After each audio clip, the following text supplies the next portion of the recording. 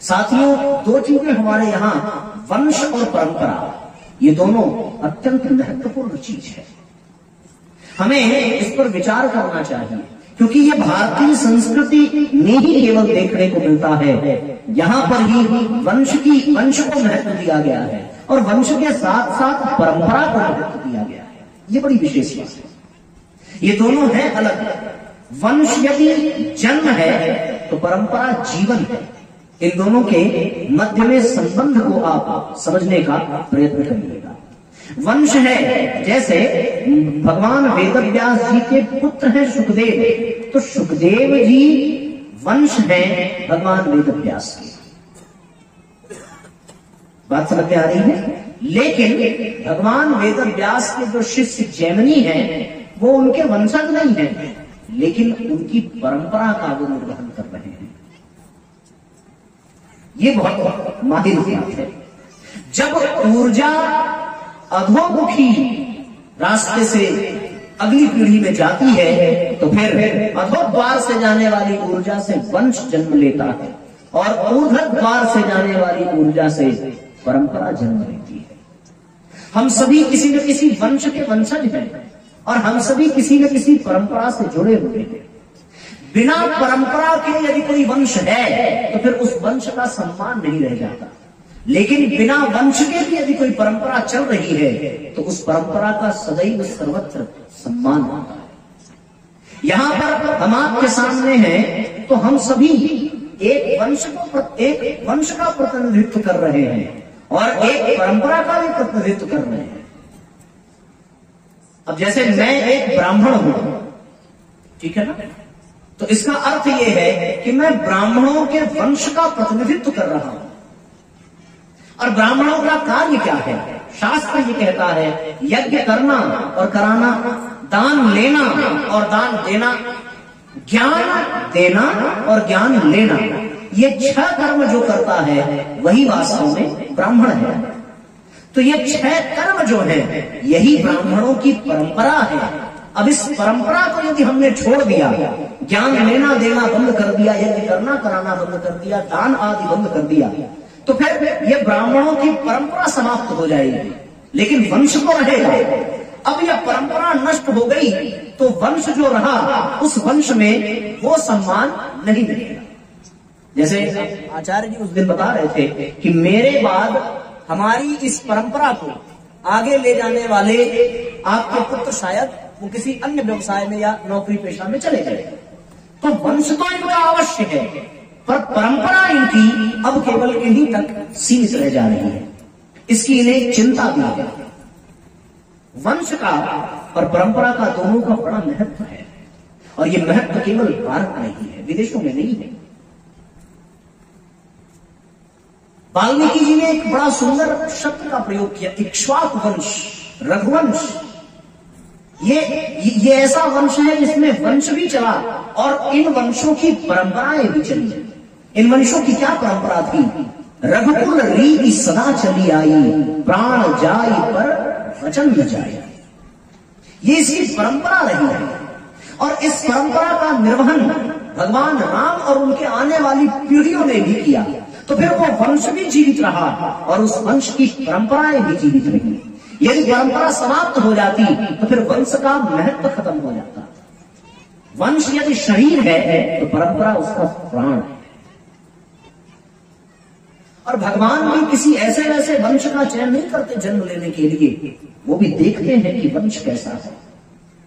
अब जिस वंश में राम जन्म लेकर के आते हैं वो वंश, उसमें महाराज दिलीप, महाराज रघु, महाराज भगीरथ, महाराज सगर, महाराज दशरथ, महाराज अज, महाराज हरिश्चंद्र आदि जैसे महापुरुष हुए और ऐसे पुरुषों के वंशज में भगवान साक्षात प्रकट होते हैं।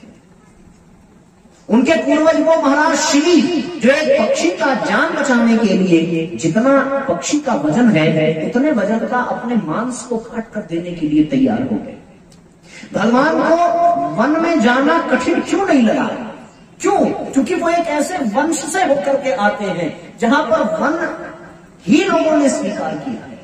हरिश्चंद्र भी राज्य छोड़ करके हमारे बनारस में हरिश्चंद्र घाट पर आकर के निवास करते हैं। भगीरथ ने पूरा जीवन वन में बिता दिया, सगर ने पूरा जीवन वन में बिता दिया, महाराज दिलीप ने पूरा जीवन गौ सेवा में वन में बिता दिया। तो जब वंशजों को कोई दिक्कत नहीं हुई तो फिर उस परंपरा का निर्वाह राम कैसे करते? ऐसे वंशजों में ऐसी परंपरा का निर्वाह करने के लिए ये वंश और परंपरा की बात इसलिए बता रहा हूं क्योंकि आगे की जितनी भी कथाएं हैं वो केवल और केवल एक वंश की कथा है। उसमें रघुवंश की कथा है, यदुवंश की कथा है, इक्ष्वाकु के वंश की कथा है, स्वयंभू मनु के वंश की कथा है। अब ये वंश परंपरा ऐसे बढ़ेगी, उनके उत्तान पाद हुए, उत्तान के ध्रुव हुए, ध्रुव के ये क्रम बढ़ते चले जाते हैं। ध्रुव के वंश में आगे चलकर के वेन हुए और इसी तरीके से ये वंश परंपरा आगे बढ़ती है।